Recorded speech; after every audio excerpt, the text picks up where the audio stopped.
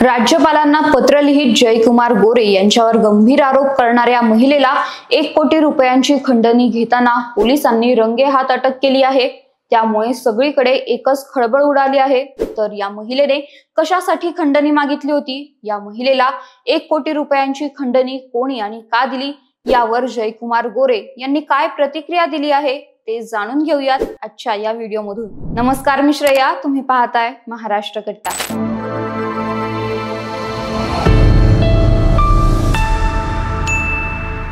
जयकुमार गोरे यांच्यावर आरोप करणाऱ्या महिलेला 1 कोटींची खंडणीची रक्कम स्वीकारताना अटक करण्यात आली आहे।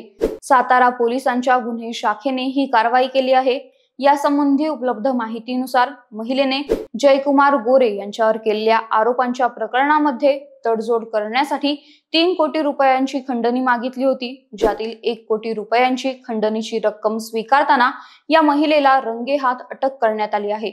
सातारा स्थानिक गुन्हे शाखेने ही कारवाई केली असून सध्या या महिलेला पोलीस ठाण्यात हजर करण्यात आले आहे। याबाबत पोलिसांनी दिलेल्या माहितीनुसार राज्यात तापलेले अश्लील फोटोचे प्रकरण मिटवण्यासाठी किंवा ते वाढवू न देण्यासाठी संबंधित महिलेने वाई येथील काँग्रेसचे कार्यकर्ते विराज शिंदे यांच्याकडे 3 कोटी रुपये जयकुमार गोरे यांनी द्यावेत अशी मागणी केली होती। त्यानुसार त्यांच्यात बोलणी होऊन सुरुवातीला 1 कोटी रुपये द्यायचे असं ठरलं होतं। हे 1 कोटी रुपये घेण्यासाठी संबंधित महिलेने काँग्रेसचे कार्यकर्ते विराज शिंदे यांना तिच्या वकिलांच्या सातारा येथील कार्यालयात बोलावले होते।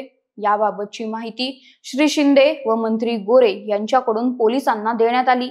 त्यानुसार स्थानिक गुन्हे अन्वेषण विभागाचे निरीक्षक अरुण देवकर व शहर पोलीस ठाण्याचे निरीक्षक राजेंद्र मस्के यांनी पोलीस अधीक्षक समीर शेख यांच्या मार्गदर्शनाखाली सापळा रचला। त्यामध्ये संबंधित महिलेला 1 कोटी रुपये स्वीकारताना रंगेहात अटक करण्यात आली आहे।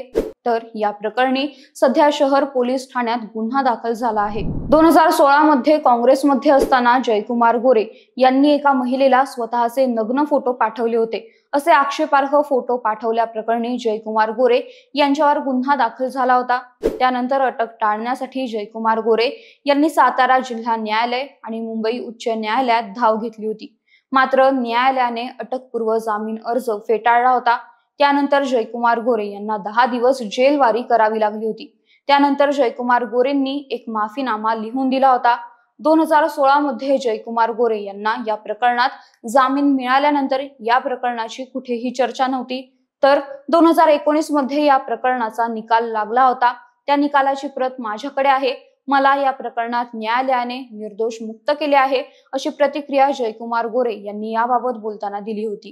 मात्र काही दिवसांपूर्वी हे प्रकरण पुन्हा चर्चेत आलं। यावेळी जयकुमार गोरे यांनी माफी मागितल्याने मी तेव्हा केस मागे घेतली होती। जयकुमार गोरे निर्दोष सुटलेले नाहीत हे या महिलेने स्पष्ट केलं। सोबतच आता मला पुन्हा त्रास दिला जातोय अशी तक्रार पीडित महिलेने केली होती। तसेच 2016 मधील दाखल केलेली तक्रार व्हॉट्सअप ग्रुपवर 2025 पासून व्हायरल करण्यात येत आहे।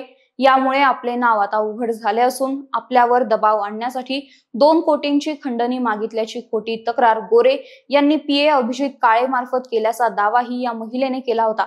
मात्र आता याच महिलेला खंडणी घेताना अटक करण्यात आली आहे। दरम्यान अधिवेशनामध्ये जयकुमार गोरेंवर झालेल्या आरोपांमुळे त्यांच्या राजीनाम्याची मागणी केली जात होती, पण जयकुमार गोरे यांनी त्यांच्यावर झालेले सर्व आरोप फेटाळून लावले होते। हे प्रकरण काही वर्षांपूर्वीच मिटलं होतं असा दावा तेव्हा जयकुमार गोरे यांनी केला होता। मग असं असताना देखील त्यांना हे प्रकरण मिटवण्यासाठी महिलेला खंडणी देण्याची गरज का निर्माण झाली? आपण निर्दोष असल्याचा दावा करणाऱ्या जयकुमार गोरेंनी महिलेला हे प्रकरण दाबण्यासाठी खंडणी का दिली?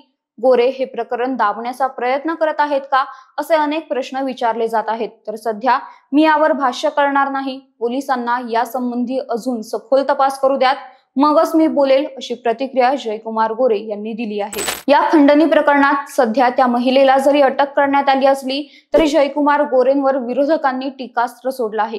3 कोटी हा मोठा आकडा आहे, त्यात 1 कोटी कशासाठी दिले?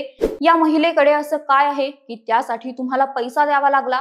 अशी टीका आमदार रोहित पवार यांनी जयकुमार गोरेंवर बोलताना केली आहे।